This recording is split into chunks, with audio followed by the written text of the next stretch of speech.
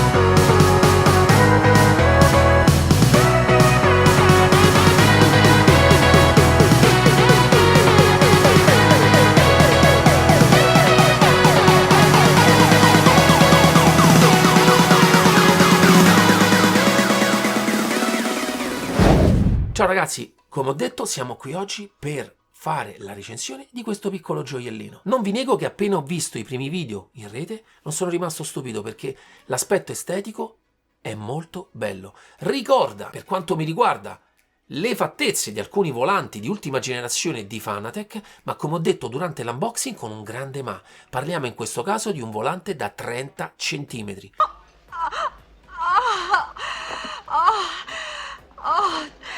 Oddio!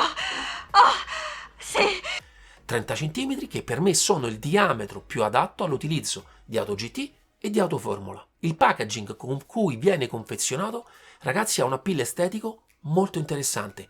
Bianco, blu con la foto del volante, tutto molto bello. All'interno è ben protetto con polistirolo sagomato e in più è molto bello e molto feticista poterlo estrarre dalla sua custodia in stoffa. Subito la prima cosa che mi ha colpito è che questo volante non utilizza i soliti adesivi, ma la maggior parte delle scritte e delle colorazioni, anche per quanto riguarda i rotari, sono tutte serigrafate direttamente sulle plastiche.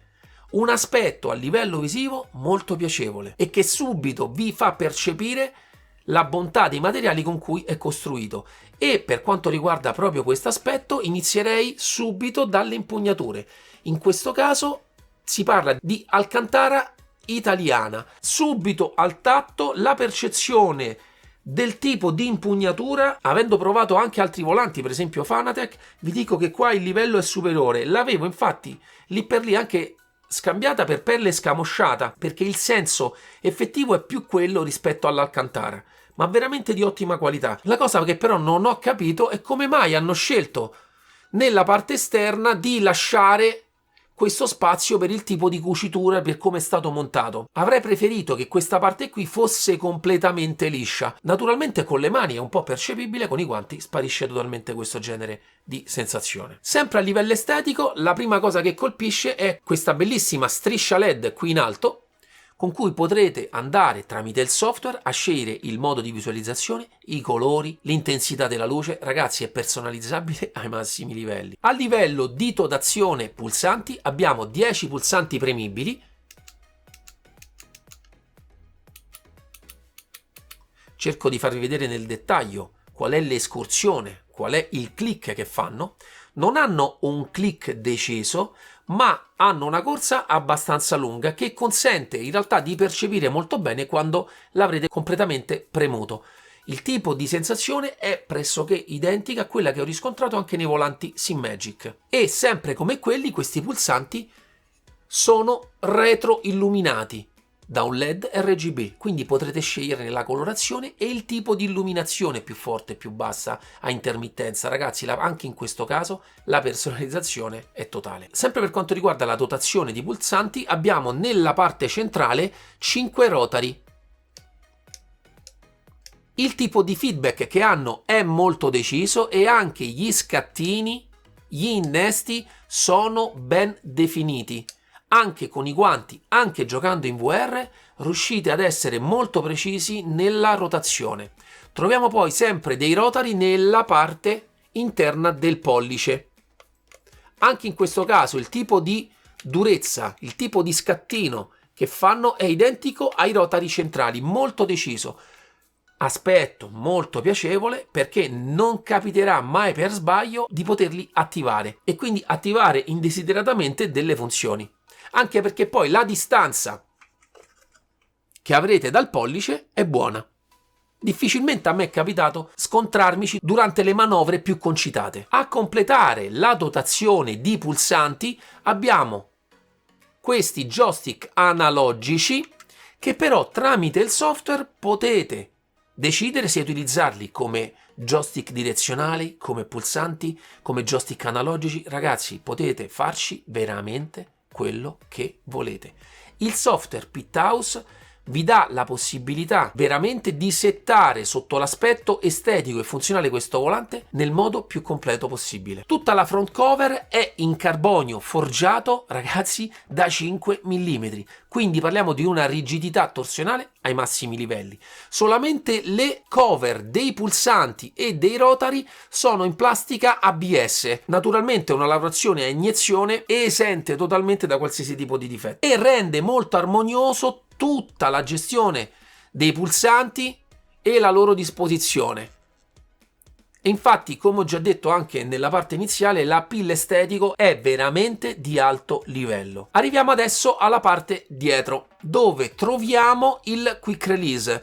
La colorazione è molto piacevole, come ho detto già nell'unboxing, mi sembra un oro tendente al bronzo, molto bello. Utilizza un quick release di derivazione automobilistica che è composto da 10 sfere che vanno ad incastrarsi nel quick release maschio della vostra base e che offrono una rigidità, una compattezza del comparto quick release ai massimi livelli. La parte della bed cover è fatta anche questa in plastica ABS.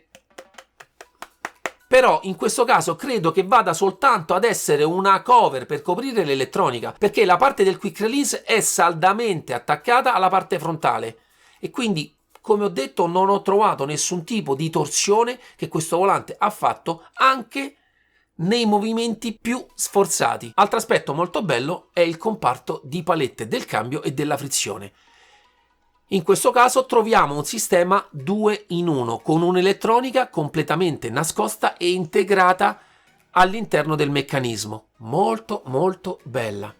Parliamo di un'elettronica a contatto di prossimità, esente da usure, polvere, eccetera, eccetera. Io però anche qui faccio una piccola parentesi perché anche i micro switch, a mio avviso, possono essere un buon metodo per essere utilizzati per un cambio. L'importante è che parliamo di componenti di qualità. Per quanto riguarda poi la paletta, il paddle è un paddle sempre in carbonio forgiato da 3 mm. Nella parte più laterale è leggermente smussato per non darvi quel senso tagliente nel momento in cui lo state toccando anche a mani nudi ed è molto piacevole. Non sono paddle regolabili nelle distanze, negli spostamenti, ma come potete ben vedere, io ve lo farò vedere naturalmente in tutte le angolazioni possibili. Trovo le distanze perfette per essere utilizzato in tutte le occasioni. Naturalmente anche nella realtà, nella maggior parte dei volanti, non è che c'è la possibilità di andare a fare tutti questi spostamenti, ma se ben congegnato, se l'ergonomia del volante è ben fatta, sicuramente sarà un volante che potrà essere utilizzato da chiunque. Altro aspetto che mi ha ben soddisfatto è che non soffre di nessun tipo di gioco nelle parti dei giunti.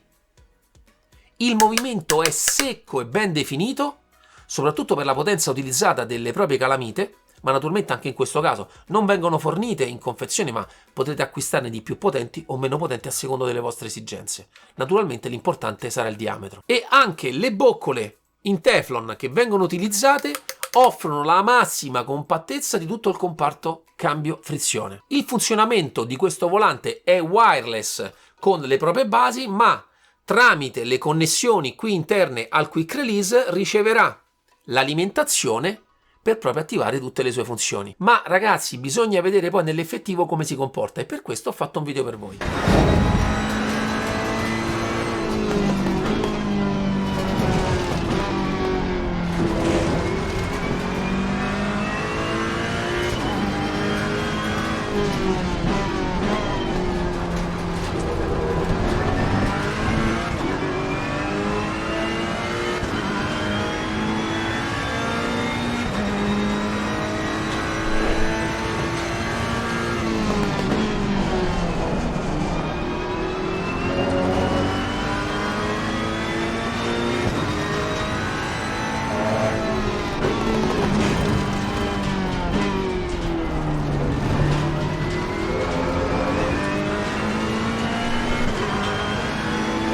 Ragazzi, arriviamo alle conclusioni finali.